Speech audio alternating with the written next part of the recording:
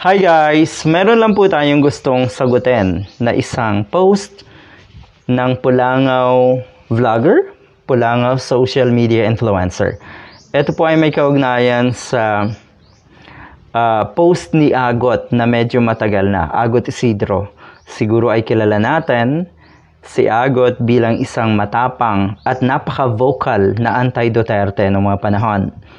Diba, lahat ng gusto niyang sabihin basta tama siya. Walang pag-aalinlangan na sinasabi ni Agot Isidro. At noong mga panahon na yon, lalo ko siyang hinangaan. Lalo nating hinangaan ang isang Agot Isidro dahil sa kanyang matibay na paninindigan. Okay, sino po ang sumuporta sa kanya noon? Lalo na dito sa post na ito, ang sumusuporta po sa kanya at hanggang ngayon ay si Cherry Pie Picache. Ito yon. Ito yung matagal na post ha. Matagal na article ito. Cherry Pie backs Agot's social post or social media post. So ito po ang na-share na itong Pulangaw vlogger na to at ang caption niya ay ganire. Birds of the same feather are of the same species. Buti po alam niyo naman pala eh. Yun.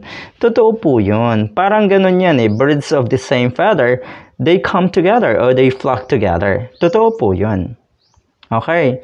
Dahil ako, nakita ko rin yan sa sarili ko na yung mga kakamping sa Pasay dahil doon ako nagstay noong panahon ng kampanya. Yung mga kakamping na naandun, nakikita ko yung napakagandang pag-uugali na hindi sa pagmamalaki, ganyan din ako eh. Yun yung sinabi ko sa sarili ko eh. Ganyan din ako. Maunawain, matulungin, at iniisip ang kapakanan ng iba bago ang sarili. Nakita ko yan sa napakaraming kakamping sa Pasay. Yung grupo namin hanggang ngayon ay intact pa.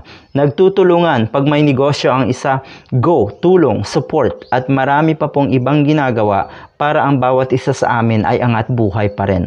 Ulitin ko ito yung pinakamagandang nangyari sa buhay ko so far. Lalong lumaki yung circle of friends ko, lalong dumami yung miyembro ng matatawag ko na family ko na rin. 'Di ba? So, tama 'yon.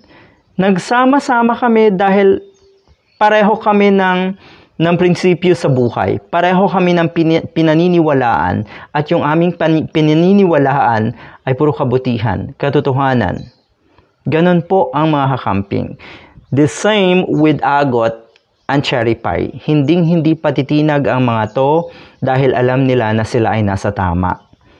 Tama yun. Maganda yung shinare netong Pulangaw na ito ha. Congratulations. Kayo rin pong mga Pulangaw. Nagsama-sama kayo dahil kayo po ay may isang misyon. Okay, ang misyon nyo na yan ay puro negatibo. Manira ng kapwa. Lasunin ang pag-iisip ng marami nating kababayan. At syempre, paniwalain ang sarili nyo sa mga kasinungalingan nyo po, sa mga imbentong kwento at kasinungalingan nyo. Pareho rin kayo. Okay? Nakikita nyo? Pareho rin kayong mga Pulangaw. Kaya kayo po ay nagsama-sama rin. Katulad ni Cherry Pie at ni Agot, nako, promise. Kung merong mga celebrities na maganda ang buhay ngayon, masaya at nakakatulog ng mahimbing, yun po ay ang mga katulad ni Cherry Pie at ni Agot. Okay? At kung meron tayong mga kababayan, grupo ng mga kababayan na gumaganda ang buhay at masaya, yun po ay ang mga kakamping. Sino po ang mga nagdurusa at hindi makatulog? 'Di ba? At nag-aalala sa buhay?